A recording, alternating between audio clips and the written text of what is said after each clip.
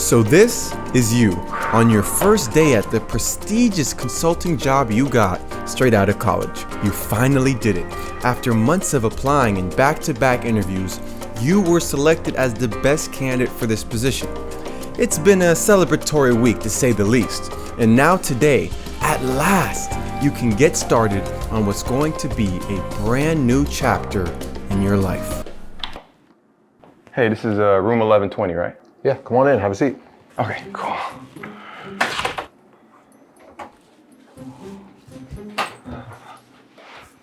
Michael, right? Yes, sir, that's right. Just taking a moment to review your application and notes from your interview.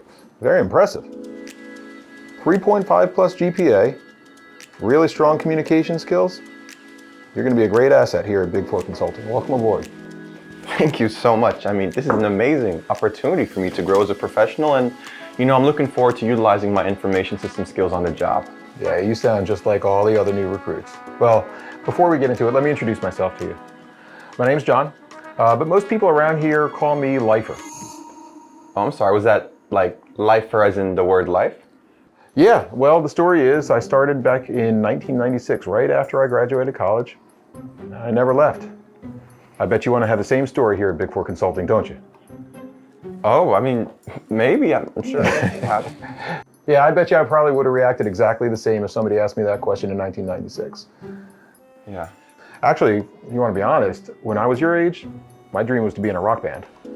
Oh, really? I mean, yeah, I actually make music on the side. It's something I enjoy. Yeah, but then I realized that I had to give up all those childish dreams. I couldn't be a true professional, couldn't dedicate myself to 𝗏𝗏𝗀𝗏 if I was still doing those other things. You'll figure that out soon enough. Anyway, let's get down to it. We're here so I can give you your first project today. Oh, sure, yeah, great. So, I was talking with the recruiter and I was telling them that I'm interested in the data science field. I took a class on it. Yeah, let me stop you right there just for a second. I know we say here at 𝗏𝗏𝗀𝗏 Consulting that you can choose your own projects and chart your own career path, but we really expect, since you're so new, that you'll be a little bit more lenient with that. Oh, I mean, I thought I'd be able to choose my own project. I'm not going to sugarcoat this for you, Michael. You're not really in a position to make decisions right now. There are a lot of people out there that would love to be in the same position that you are, but we hired you for your tenacity and your ability to work through adversity. Isn't that right? Yeah. All right. So the project I have for you is going to be an in-person project. It's for a very high-profile client. We're going to need you to work 7 days a week from 9 until 7 p.m. Oh, don't look at it as a bad thing. Just think about it as an opportunity to stretch your consulting skills. I know you have a background in information systems, but for this particular project, we need a little bit more of a supportive role. So we're going to ask you to take notes for everybody, and if people ask you to go get a cup of coffee for them, we're going to need you to do that as well. And while COVID is still a thing, you're young, you're vaccinated, we're going to need you to be on the client site. I'm sorry, it's just, I know I'm in a very privileged position right now, but I thought I'd be able to choose my own project. I mean, that's what was said in the interview and in the website, let alone take on a project like that. I mean, the hours, the role I'm playing, and the expectations just aren't what I envisioned I'd be doing here at 𝗏𝗏𝗀𝗏 Consulting. When we hired you, Michael, we were looking for somebody who was ready to get down and dirty. Really have some enthusiasm for this type of project. Do we have to reconsider your commitment to the firm? No.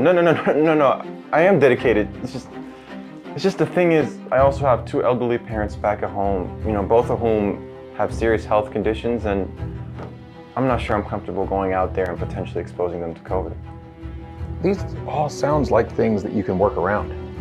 The fact that you even brought that up surprises me. Other people wouldn't bring that up in your shoes. Let me ask you a question. Is this really the impression that you want to make on your new boss on the first day at a brand new job? No, I just...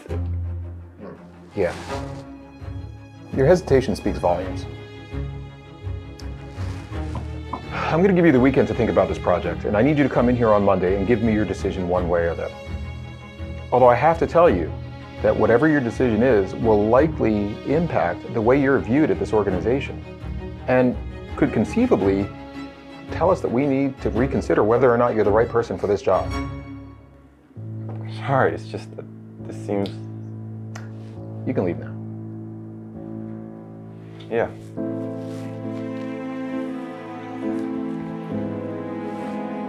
And so the story begins, a rude awakening as to what your many years of hard work at the education system got you, what your colleagues at university announced was the most prestigious consulting job you could get, what you pushed aside your dreams for to make your parents proud.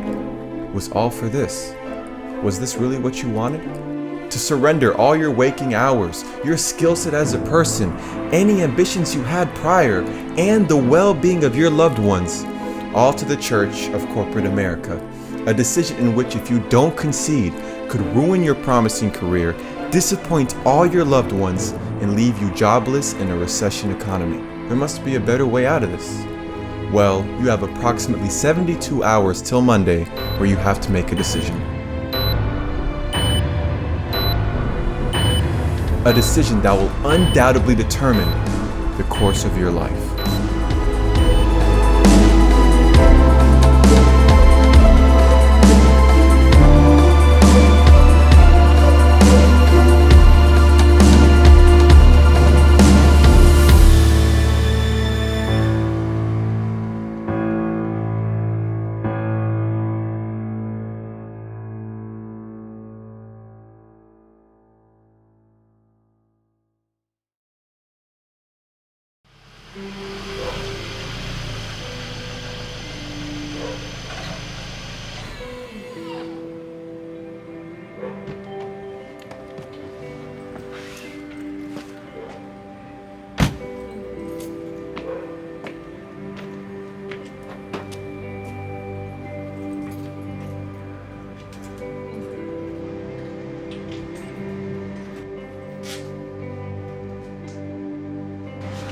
Hey, Michael. Anything wrong? No. I'm good. You just scared me a little bit, that's all. How's your first day of work? It was amazing. Yeah, today was a great day. You know, I met my boss and he gave me like this really good project. Yeah, it was overall good. Oh, wow. That's exciting. I mean, yeah, I'm excited. I'm gonna have an opportunity to do some really professional work with some... Smart move to lie about what happened to your parents. Ultimately, you know they'll side with the boss that you should do the project, even if it threatens their own well-being. You can't blame them though. All they want for you is to be financially secure in life, and being they came from a third world country, a corporate 9-to-5 job in America is practically winning the lottery to them. This is something that you're gonna have to solve alone.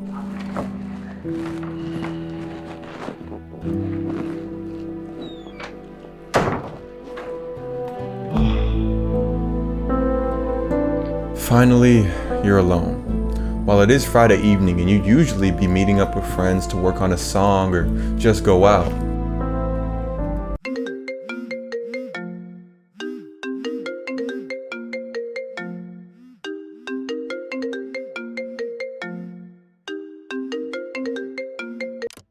this isn't one of those Fridays. You decide to stay in tonight and work. Not on a job or school assignment, but on your escape. The first thing you research is whether these feelings you had towards a 9-to-5 was valid. Could it be that this is just what needs to happen for you to become an adult? You do a quick Google search and boom. A global poll conducted by Gallup uncovered that 85% of people hate their jobs and over half are mentally checked out at work. Everest College reported 83% of US workers suffer from work-related stress. Korn Ferry reported that over 1/3 of US workers said their main source of stress was because of their boss. Mental Health America reported that depression is one of the top 3 workplace problems for employee assistance professionals. Dynamic Signal reported nearly 2/3 of workers said they're ready to quit their job as a result of workplace stress. And scariest stat of them all, 98% of people die without fulfilling their dreams, according to Wealth Research Group. So it was true. You're not crazy for having that response to your boss's project. The rat race is a scam. Being an adult means ending up unhappy, unfulfilled, constantly stressed, and mentally checked out. Little did you know this was only scratching the surface as to what's really going on here. That night you end up diving deep into the rabbit hole and uncovering the truth behind the 9-to-5. That this is a form of slavery that has been going on long before you could imagine. In fact, It dates all the way back to the Industrial Revolution.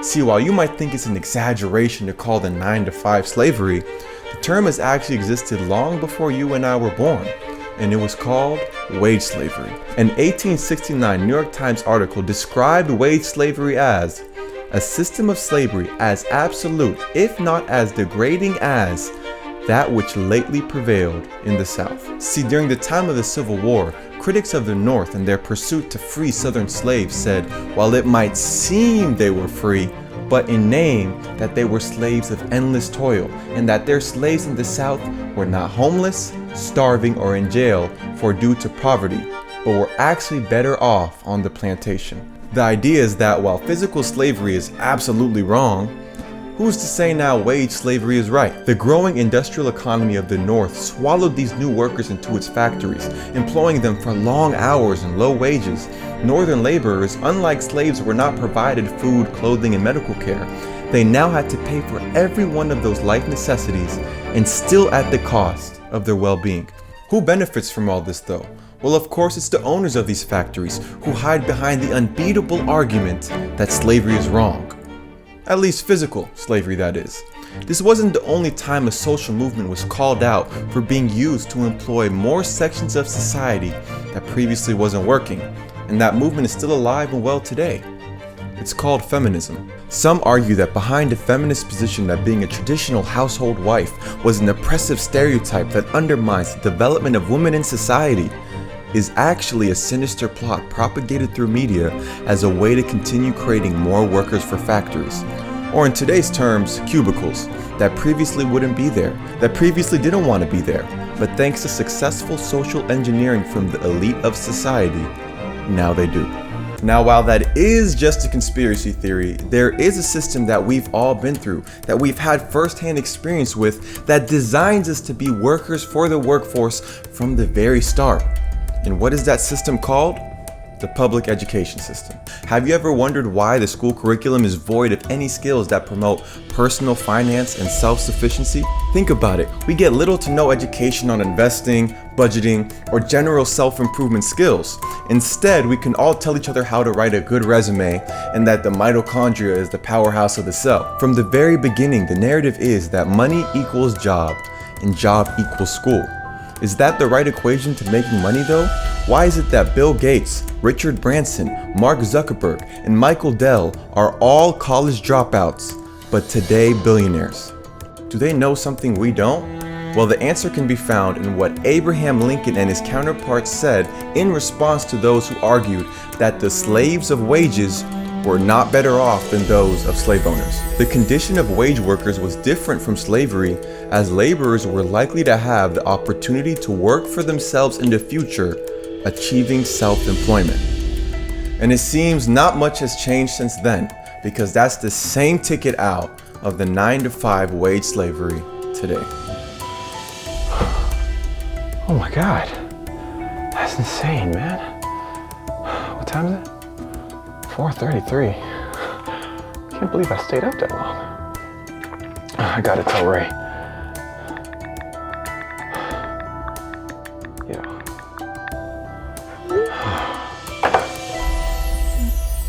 Oh my gosh, man.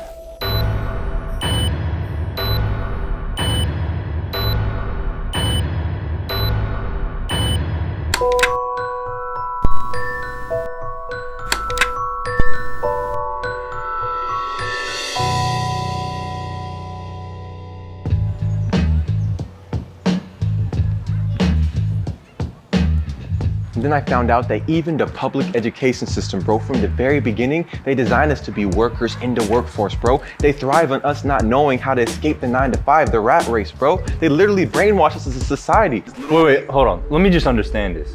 So you mean to tell me that you got the best job out of the university, the job I literally been shooting for this whole time, and you're gonna throw it away because we've all been brainwashed by society? Yeah, exactly. And the only way out is entrepreneurship. Yo, see, that's the thing about you. You get obsessed over things like, yo, tell me, what happened to your music career? Oh, I mean, I still do that on the side. It's not like I'm done with it. It's just like, you know. I mean, how you go from a comedic YouTuber to a rapper and now an entrepreneur? Like, make that make sense. All right, I mean, you got a point, bro. I'm not saying you don't got a point, but I don't understand, bro. Like, where's all this animosity coming from? Oh, I know what it is. It's because, like, this whole 9 to 5 being a lie, bro, I know it shocked me too. I was angry too, bro, but don't worry, I can help you understand. So the way it works is that they take our— Nah, see, that's the thing. You think I'm too dumb to understand or something. Like I'm not red-pilled enough. Let me guess, you listen to Andrew Tate? Yeah, I mean, I think he has some good ideas. Oh, of course. See, that's the problem with you, man. You think you're better than people. Yo, what day is it today? Saturday? Nah, that's exactly what I thought you'd say. Today's my birthday. And I was actually hitting you up yesterday so that we can cool it and step out to celebrate. But you didn't answer any of my calls. And how is it that when you call me to talk about this wage slavery stuff, I pulled up? Dude, I'm so sorry, bro. You don't understand, man. Yesterday was my first day at work, and it wasn't this like amazing day that I'm sure you're probably thinking it was, bro. In fact, it was— Yo, you can save all of that, man. I guess I'm not on your level or something, huh? No, it's not. Yo, I'm gonna keep on applying to these 9 to 5s because not everybody has the luxury to be researching this stuff. That's not what I'm saying, Ray. Where you going, Ray? What's it? Dude, come on, miss. And right when you thought things couldn't get worse, it did. See, while entrepreneurship is a ticket out of the system, it comes at a cost, a grave cost. I don't need to tell you the stats on entrepreneurship for you to know that this route is one that very few see success in. Many people put their jobs, family, and social life on the line to make it out and still fail, being left in a position worse than where they started. Are you sure this is the route you want to take? You already see what it's done to your social life in less than a day.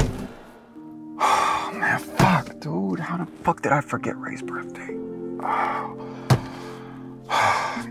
can't believe he just went on me like that. I mean, what the fuck? Bringing up my old YouTube channel? Dude, I was like fucking 13. We all had corny YouTube channels at that age, bruh. Like, sorry you're not fucking ambitious, dude. Like, what the fuck?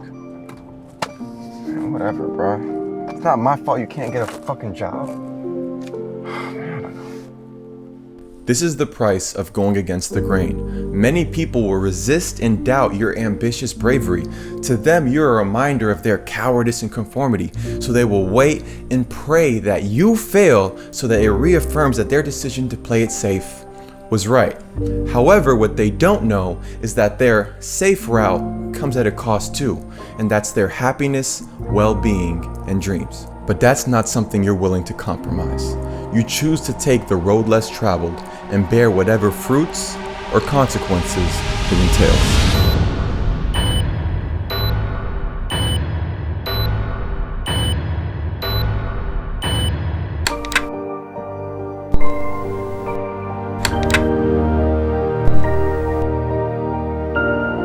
While the system of capitalism might seem like an unfair game after all the talk of wage slavery, the truth is the only thing unfair about it was your understanding of the game. But don't worry, that's not your fault. It was deliberate that you don't understand it. See, there is a blueprint to getting rich that if you were taught since a kid would guarantee that you'd be swimming in money and forever outside the corporate system. This knowledge that is so powerful that only those who seek it hear it, and far fewer can effectively implement. The craziest part about it is that it can be summarized in a single sentence. You ready? You will give society what it wants, but does not yet know how to get at scale. If you can accomplish this, you will 100% get rich and escape the 9 to 5 wage slavery. Now I know what you're thinking. What does that even mean? Like what? Wait, can you say that again? It doesn't make sense. What? Like what? Don't worry. That sentence can be extrapolated into 3 principles that by the end of me explaining would make it very clear as to how to actually get rich. The first principle is specific knowledge. This principle explains the you give society what it wants but does not yet know how to get aspect of the sentence. See, the equation to money that you were programmed to believe since a kid was wrong. The real equation of money isn't money equals job, but rather money equals solving problems. Capitalism works in that the system rewards those who solve a problem that society is facing. It incentivizes society to contribute to itself through the reward of money. Simply put, if you can solve a problem people are facing, You will get paid. Let's take cancer for an example. It is an issue that is yet to have a grounded solution. What if you were the one to find that solution, the cure to cancer? How much do you think it would be worth? 50 million? Okay, well, maybe 500 million. Oh, well, maybe a little higher actually. 5 billion?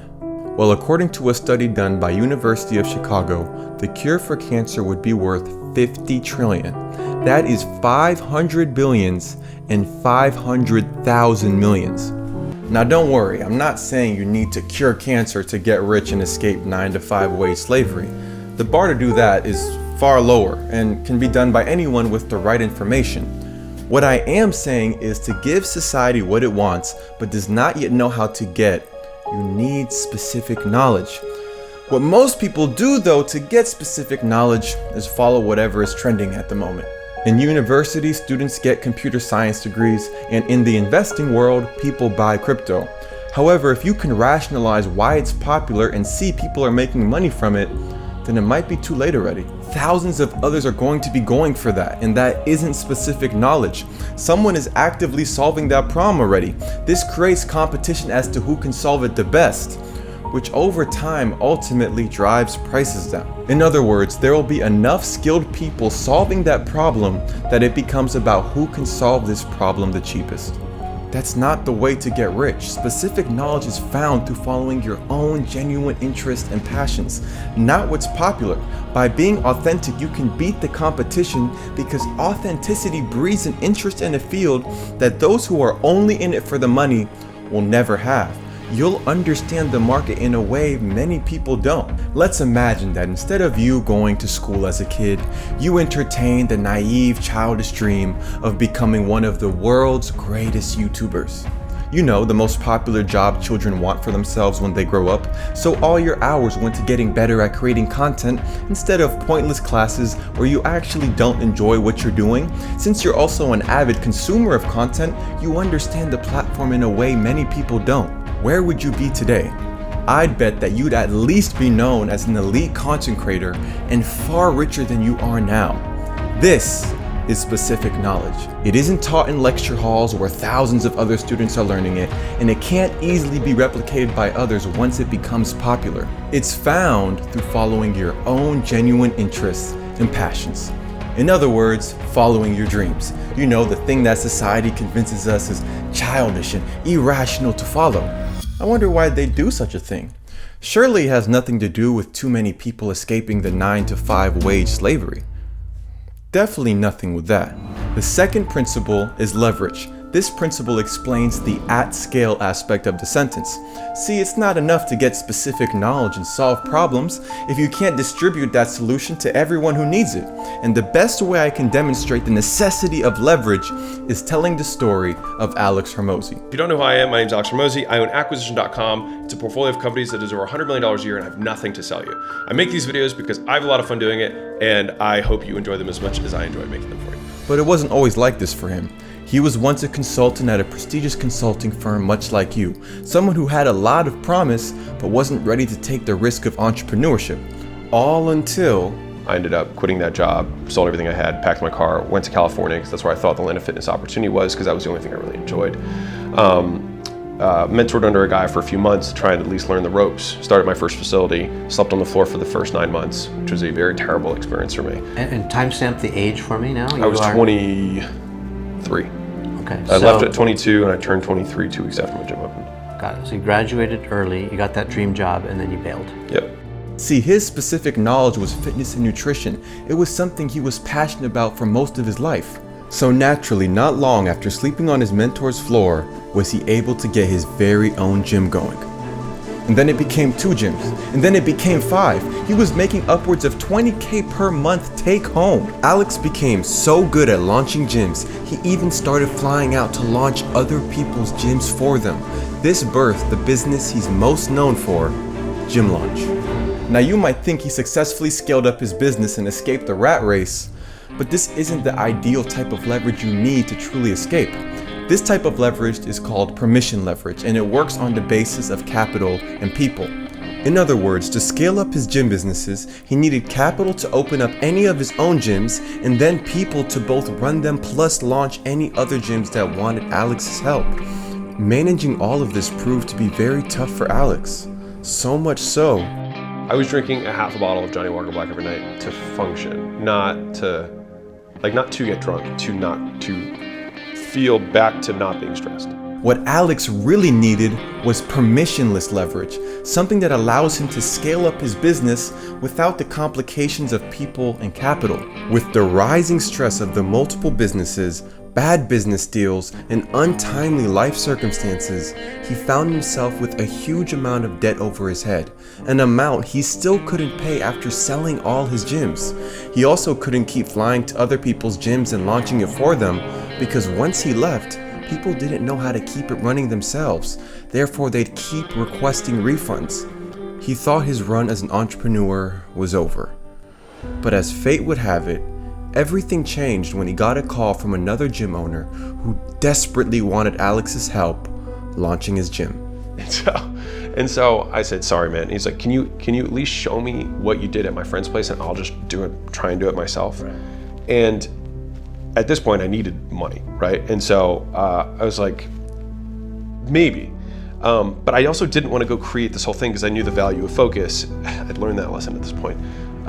And so I said, fine, I'll show you how to do it, but I'm not gonna fly out there to save your ass if you can't sell. And he said, no, that's fine, it's fine. And so he said, how much? And at the time I picked the highest number I could possibly think of because I thought I wanted him to say no so I could move on with my life. Yeah, what's your IP worth? Yeah. And so I said, $6,000. Now mind you, this system was doing $100,000 in every single gym we launched in a month. And he's like, deal. And I still remember, I looked at the phone and I was like, holy shit. I can't. And then I just like, cool, what card do you want to use? And it was this fateful call that transformed his gym launch business from instead flying out and physically launching gyms for other gym owners, he'd give them the knowledge to do it themselves. No more would they request refunds after Alex left, and no more would Alex even need to run any gym at all. This model of selling information, his IP, became a multi-million-dollar company that he eventually sold for around $50 million. What made this business work was that he relied on a far better source of leverage to scale up. It wasn't more capital nor people. All he needed to distribute this information to more clients was media and code. In other words, permissionless leverage. With whatever solution you want to bring to the market, whatever specific knowledge you have, remember, this is something that should be scalable using permissionless leverage. Another way to look at permissionless leverage outside of code and media is that it should leverage the internet. The internet is what connects us all, and the idea of brick and mortar businesses are a thing of the past. This is how one gives society what it wants, but does not yet know how to get at scale. But there is still one more aspect missing to this sentence, an essential piece that cannot be ignored. The third and final principle is accountability. This principle explains the "you will" aspect of the sentence. It's highlighting the very important point that this is something you will put your name on and the world will judge you for. Unlike working for a massive faceless organization where no one knows that it is you that is adding the value, it is you solving the problems, when you have a business, you will be the point of reference for everything. If things go well, you will be celebrated and paid big time. But if things go south, your head is on the chopping block, and so is your reputation. This accountability isn't something you should fear. It's what drives true innovation and incentivizes people to actually work hard and create something valuable. Not like a job where you pretend to work all 8 hours and keep looking at the clock to see when you can be let out. The greatest thing about accountability is that if you build up a good track record, the market will start rewarding you for being you. So while you're getting rich, you will eventually build an inherent value around your name. Don't believe me? Kanye West, Elon Musk, Kim Kardashian, all people whose names carry a lot of weight. All people who literally can explore whatever they want and the world will pay them for it. Elon, you want to go to space? Sure. Kanye West, you want to get into clothing? Fine. Kim Kardashian, I actually don't know a lot about Kim Kardashian. You want to, I don't know, I really don't. That's when the world will start rewarding you for being you versus the world rewarding you for conforming to what it says. Accountability, specific knowledge, and leverage. You will give society what it wants but does not yet know how to get at scale. That is how to get rich. At scale. All right, now let me just highlight this. And boom. I think I just fucking did it, dude. Yeah. Accountability, specific knowledge, and leverage. Boom. I'm gonna fucking escape. I'm not gonna have to fucking be in the matrix anymore. Oh my God. Oh, I did it. All right. All right, so now I just gotta put this into action, right? So, you know, step one, right? But then you remember. What are you going to say to your boss about that project? If you say no, you'll lose what you worked for years in university, disappoint everyone that loves you, and you don't even have a solid business plan in place. You did music for years and still got nowhere. Are you sure you're really cut out for this? If you say yes, you'll lose every waking hour you have and have to move out from your parents' house in order to not compromise your parents to COVID, which means you'll lose any money you'd have to investing in your business. A business you still don't know what is. Either way, you lose. Man, who am I fucking kidding, dude? Ray's fucking right, man. Why can't I just be fucking realistic with my life? Why do I keep getting myself caught in these fucking pipe dreams, man? Fucking stupid. When am I gonna fucking grow up, man? The real value of money isn't the luxurious lifestyle. It buys us the only resource that no one can get back, not even billionaires. The resource that 9-to-5 jobs, literally in its name, bank on taking from us. Time.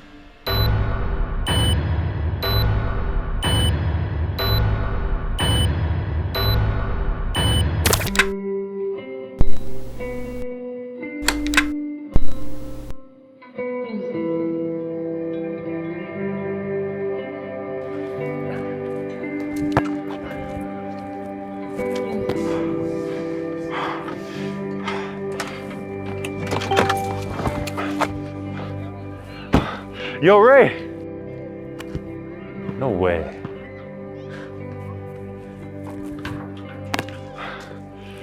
Ray!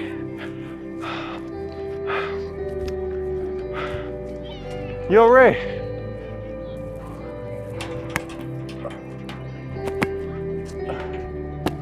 Come on, Ray. Yo, Ray, slow down, man. Slow down. Let's just talk, bro. Come on, let's just talk. What are you doing here? I mean, I knew I'd catch you here, right? Sunday shooting drills, just like the old days. Look, man, I get why you're not answering any of my texts or calls, okay? I promise you I'm not here to explain some grand concept or ask you any questions, all right? I came here to actually apologize. Oh, yeah? Yeah, man, I mean, I'm a terrible friend, bro. I've always been a terrible friend. You know, I'm always focused on myself and I rarely ever ask what's going on with you. I mean, obviously talking about my brand new job, the job that you wanted, then complaining about it, you know, will look condescending to you. Man, most importantly, man, I let my own selfishness get in the way of us celebrating your birthday, bro. I'm sorry. It's fine, man. No, it's not fine, bro. Take this.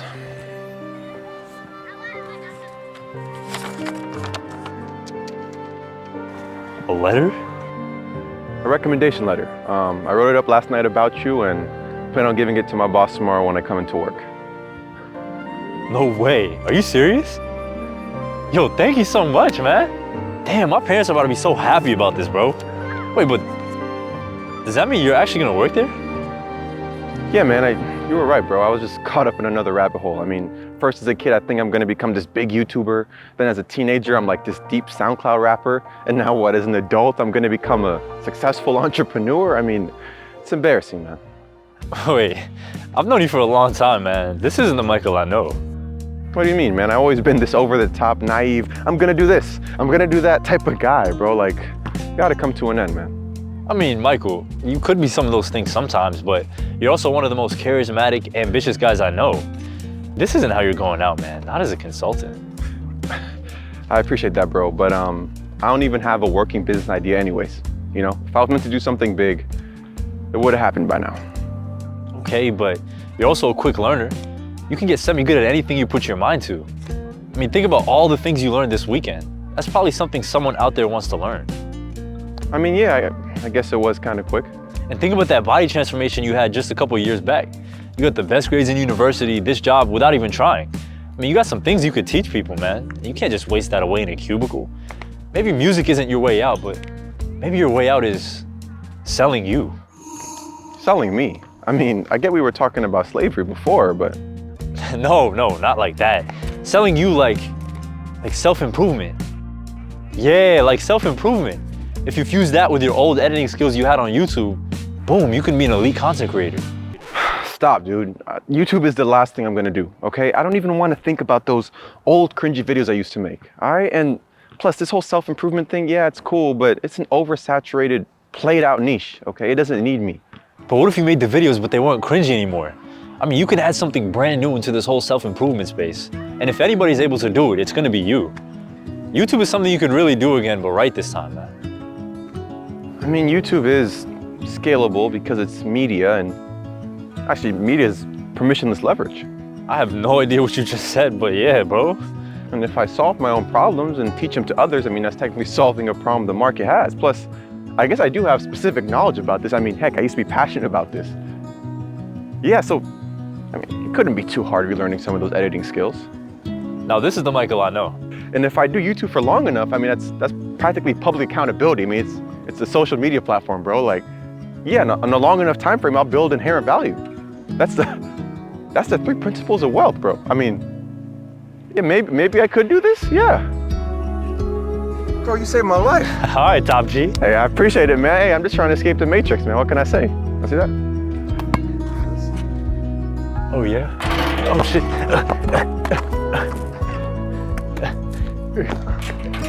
Oh, yeah.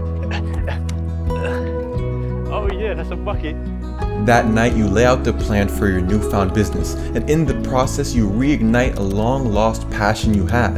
A passion you let the world fool you out of. What society convinced you was childish and cringy. It was obvious the whole time. YouTube was always for you. You learned how to make music from YouTube. You learned how to lose weight from YouTube. You learned about entrepreneurship from YouTube. You've been watching this platform for most of your life. Finally, you found what is going to be your escape from the 9-to-5 wage slavery. But there is still one more thing in the way before you can truly get started.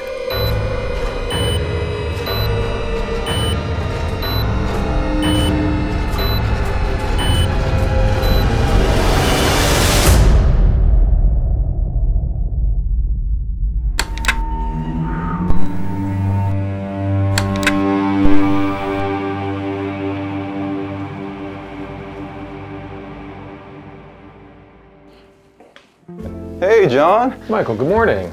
Good morning. So, after a long weekend to think, I'm hoping you have a newfound enthusiasm for our project.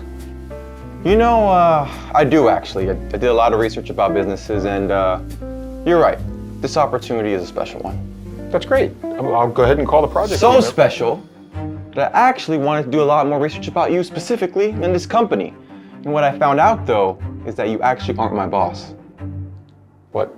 Your actual position in the org chart is resource manager. This means it's your job to assign new recruits to available projects by asking them what they're interested in, you know, actually working with them. But I imagine a much quicker tactic is to leave the impression that you're their boss and they have no choice.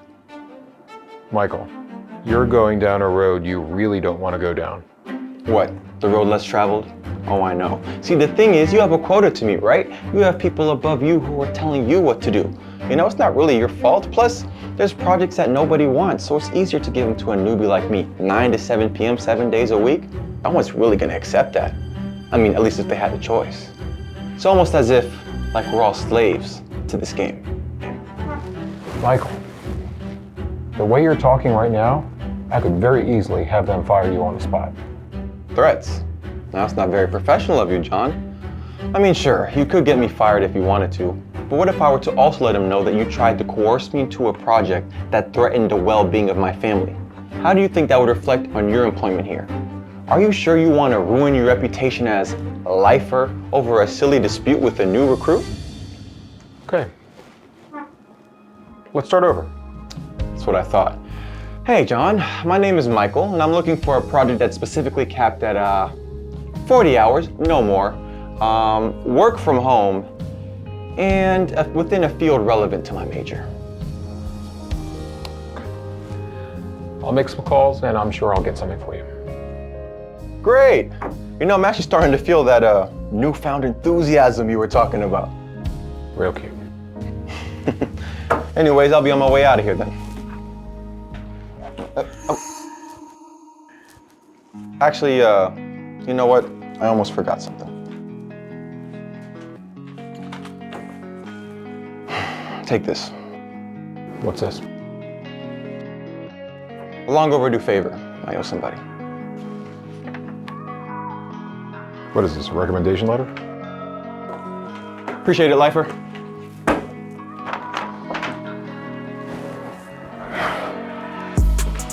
Yes, man, I did it. And so you were able to find the perfect middle ground, a project that allows you enough freedom to get started on your escape, a decision where you don't have to quit your job, nor your dreams of escaping. All that's left now is to put this plan into action.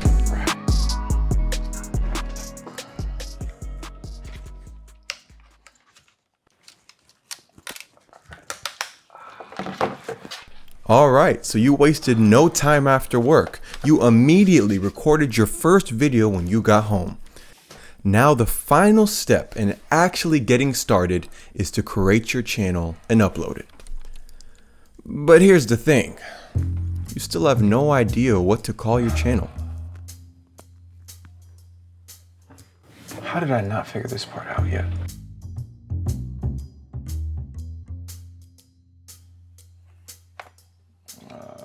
How about, Michael Improvement? All right, I mean, that's fucking corny, dude. How did I come up with my rap name? Michael Drift. I think I just chose it because it sounded cool. 16-year-old Mike, man, you're a funny guy, but no, this name needs meaning, okay? Significance.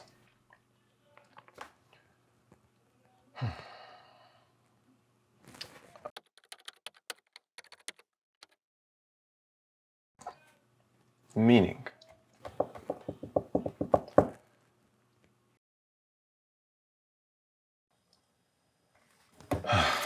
Man, I just need something that won't make me quit this time, man. Wait, I got it. Something that will remind me to not quit. Yeah, of course, it's obvious what my name should be. Michael Drift. Yeah, I mean, that's all the meaning I need. And this time, quitting isn't an option.